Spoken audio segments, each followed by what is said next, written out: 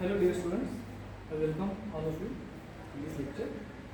In last lecture we have discussed about the basic introductory part about environmental microbiology by means of water microbiology.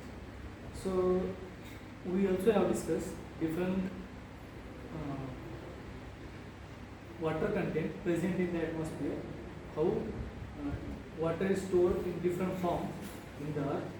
Apart from that, we have also discussed about the importance of water in daily life. In last lecture, we have also discussed about the different types of water. On the basis of water, we have discussed different natural water, under surface water, underground water, stored water. All these in types of water. So in this lecture, now we have to discuss about the distribution of microbes in water. All these lectures are related to the how microflora are responsible for the pollution of water, or how that microflora is important for determining the water quality or for other purposes. So these microflora how interfere the water quality. By this regard, we have to discuss the distribution of microflora in water. Basically, normally we can say water body, but there are different layers or different phases of water in which, to some extent, microflora is varied from some depth to the as we can go forward to the ocean or sea, as the depth of or some sunlight penetration or the availability of oxygen decreases, the microflora changes with respect to the depth of that water body. So in this lecture, we have to discuss about the distribution of microorganisms. Microorganisms in aquatic environment occur at all depth, ranging from the surface region to the very bottom of ocean trench. Normally we can say microorganisms are ubiquitous or normally present everywhere in the environment. Here, in aquatic microbiology, microorganisms are normally present at any water reservoir, at surface of the water, or up to the depth to ocean trenches. We can say समुद्राच्या तळापर्यंत किती depth असू शकते आपण त्या डेप्थपर्यंत सुद्धा मायक्रोऑर्गॅनिझम्स या water रिझर्वायरमध्ये किंवा बॉडीमध्ये असू शकतात किंवा राहतात. Okay, so irrespective of water pressure, irrespective of salt concentration, microorganisms can harbor that particular habitat. So distribution and population of this microorganism is varies depending upon the type and depth of the reservoir. Normally, microorganisms which are present in the river water are different than microorganisms which are present in the ocean or salty water. Okay. Apart from that, to the depth, respect to the depth of that particular water reservoir, microorganisms are also vary with their type and number. So distribution of microbes also depend upon the source of nutrition and physical condition which affect the growth and metabolic processes of the microorganisms. Microorganisms or the presence of microorganisms basically depend upon, or all living systems are basically needs nutrition to survive or multiply. So microorganism or the microflora of the particular reservoir basically depend upon the type and amount of nutrition which is present at that particular water reservoir. Apart from that, physical factors or the physical condition to survive or to maintain the to carry out all metabolic processes, if they are optimum, or we can say if that bacteria can tolerate that particular physical condition, then and then only the organism can survive in that particular environment. That physical condition which affect the growth pattern of that organisms or metabolic processes of that microorganisms. In high temperature condition, any microorganism could not survive or carry out their metabolic processes. Apart from that, in salty environment, extreme salt concentration, or the metabolic processes can cease, or all the metabolic processes can be stopped, so that microorganism can't survive in that particular environment. Apart from that, some extreme microorganisms are normally present in that extreme salt concentration, extreme pH, or extreme temperature, or to the extreme water pressure. So with respect to that different physical factors, microorganisms are also present in that particular environment. So with respect to that particular physical factor, different microorganisms are present at different environment. The top layer, especially surface and bottom sediment, harbor higher concentration of microorganisms, particularly.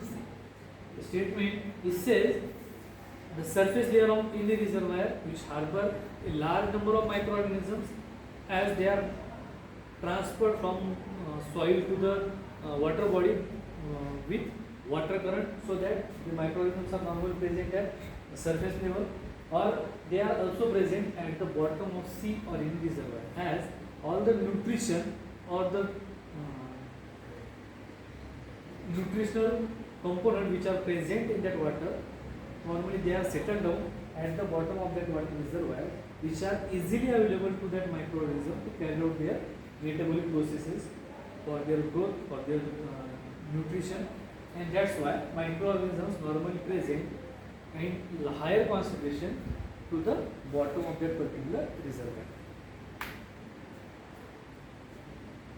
With respect to the depth and different microflora which is present in that aquatic environment, water bodies are categorized into different layers, or we can say they are stratification or zonation of the water bodies. So lakes and ponds have characteristic zonation and stratification. Each zone, or we can say each layer of that particular water environment, has a characteristic features. It shows characteristic nutrition which is present in that environment, characteristic microflora, characteristic phytoplanktons which are normally present, rooted vegetation in that particular environment. So with respect to the depth, availability of nutrition, microflora, or distribution of microorganisms can be changes. Aquatic ecosystem are classified as the photic and profundal zone according to the amount of light penetration as per. With respect to, or we can say, for the survival, different microorganisms require sunlight. So with respect to the penetration of or availability of the sunlight, different layers has been formed, or we can characterize that zonation in the aquatic environment with respect to the depth of that water. First is littoral zone, limnatic zone, profundal zone, and benthic zone. So we will discuss about what are the characteristic feature of these different zones. It is a typical diagram of lake where we can distinguish different zonation in water bodies. This is the surface water of that particular water body. It is a coastal, or it is this soil part where the water is stored. Here it is nothing but a littoral zone, where from the we can say that outermost portion of that water where rooted vegetation can be found, that zone is considered to be littoral zone. In another part of that water body, there is also present a littoral zone. This is the water surface. Here, photic zone. Photic zone is considered to be nothing but a up to extent where sunlight can be penetrated. To that level, photic zone is present. Or photic zone where sunlight is not penetrated, or completely absence of the sunlight. That's why that is categorized into apophotic zone. It is profundal zone, or you can say it is a part of profundal zone. So it is a representative diagram of water reservoir. Here, zonation in lake or in pond. First is littoral zone. Here, the diagram shows it is the zonation starting from the shallow water, or which is present in the shallow water. The area of shallow water near to the shore where light penetrate to the bottom. असा portion की ज्या ठिकाणी जमिनीला लागून तो भाग आहे आणि त्या ठिकाणी सनलाइट बॉटम पर्यंत पेनिट्रेट करतोय, त्या झोनला आपण म्हणतो littoral zone, which is near to the shore of that water lake or water reservoir. In shallow water, a large littoral zone along shore which considerably represented by the rooted vegetation. In case of shallow water reservoir, that littoral zone is represented by a large number of rooted vegetation, and it is a characteristics of littoral zone, as there is a abundant presence of sunlight nutrition for the survival of that organisms. In this zone, sunlight penetrates to the bottom of the lake and allow growth of the aquatic plants. Here we can say, we can see the diagram. Sunlight easily penetrates to the depth of that water reservoir, so that rooted vegetation can be grow in that shore at the littoral zone, or we can say shore of that water reservoir. So it is basic characteristics of littoral zone. Second is limnatic zone. This is the open water area away from the shore, where light does not generally penetrate to the bottom. In first diagram, up to this it is a littoral zone. As the depth of that water reservoir increases, penetration of sunlight or availability of sunlight decreases as the depth of water increases. So that's why that zone is characterized by the limnatic zone. Here, absence of rooted vegetation we can found, and it is away from the shore. It is a characteristic of that limnatic zone. The resident microorganisms in limnatic zone include algae, cyanobacteria, pseudomonas, and Paulobacter. These are the microorganisms which are normally present in the limnatic zone, which is at the away from the shore of the water reservoir. Third is photic zone. The word itself suggests it is nothing but a where photosynthesis process is carried out. This is the layer from the surface down to the depth where light level become too low for a photosynthesis. Up to that level, where sunlight can be penetrated up to 1%, that part of that water reservoir is considered to be a photic zone, where sunlight can be penetrated or available to the growth of different phytoplanktons or different organisms in that particular environment. Light level up to 1% also define the euphotic zone of the lake. As sunlight is very essential for the carried out photosynthesis mechanism, so up to depth where 1% sunlight is present, that depth of water is considered to be up to the euphotic zone. Photosynthetic activity decreases progressively in the deeper region of the open water. As we can see, as the depth of water increases, slightly or progressively penetration of sunlight or availability of the sunlight decreases. That's why that zone is categorized or named as a apophotic zone, where photosynthesis mechanism would not be carried out. Fourth is profundal zone. This is the zone between the limnatic zone and lake sediment.